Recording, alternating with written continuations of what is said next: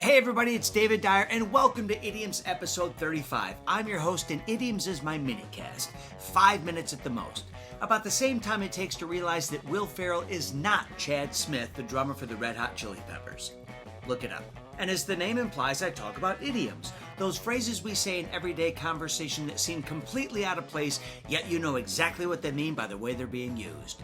Good, so let's go. This is Idioms episode 35, and the idiom we're going to cover today is pulling the wool over your eyes. My eyes. Someone's eyes. You've heard it. So I told Amy that I loved her as Lois Lane, and maybe sometime we should get milkshakes or something. And she's like, I don't think my husband would appreciate that.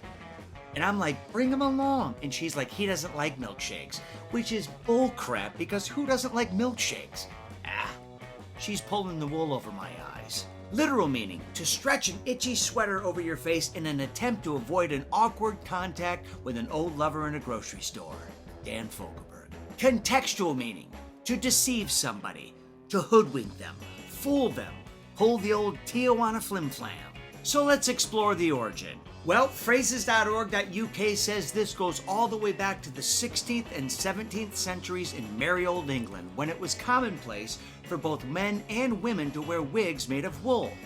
Sounds cozy on a hot August day. However, they also say they're not sure about that because the first evidence of the phrase in print comes from the good old US of A in November 1835, when a Gettysburg newspaper called the People's Press said, "We are glad to find among the leading Vanites at least one man whose conscience will not permit him to go the whole hog in pulling the wool over people's eyes." So once again, we have a timeline issue because by the time this was written in the People's Press, the wearing of wigs had long gone out of style.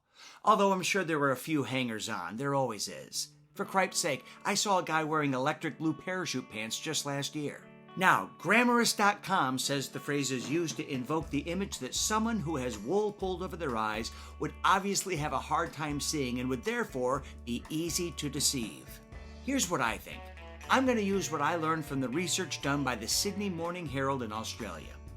They say that the phrase does come from the 16th and 17th centuries, but also bleeds into the 18th and 19th centuries because even at that time, some people in the British colonies still wore wigs. And if you go to a British court today, you'll notice that everyone in the judicial system, from the judges to the barristers, still wear wigs. And I'm not talking about those pieces of crap John Travolta sports. I'm talking about the Thomas Jefferson model.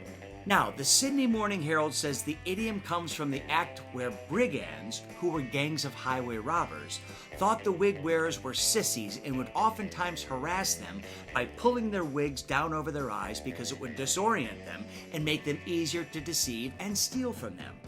So it's bullies who are responsible for this one. And just because it doesn't show up in print until 1835 in the US doesn't mean that the idea or the use of the phrase wasn't around sooner, phrases.org.uk. The act of being robbed has been around since the dawn of time. It just became easier for the thieves once people started donning these sissy wigs. However, if you think as a wig wearer you were the only potential target of a robbery, think again. Remember I said earlier that the contextual meaning of the phrase could mean being hoodwinked. Well, being hoodwinked was another way of being robbed. Thieves would go to medieval fairs and find people who were wearing hoods and pull those hoods down over their eyes, again to disorient them, and then steal their stuff. That's what it meant to be hoodwinked. So I guess the moral of the story is this. Don't wear anything on your damn head. No wigs, no hoods, no hats. Don't even grow your hair long, for gosh sakes. Shave it like mine. It sounds like it's the only way to ensure you'll make it home with your wallet. So that's it. Episode 35 of Idioms is complete, and I suffer from FOMO, fear of missing out, so I don't even like pulling my lids over my eyes. I know you're doing something without me. I'm your host, David Dyer. Thanks for listening. Check back for new episodes every Tuesday and Friday, but until then, I'll catch you on the flip side.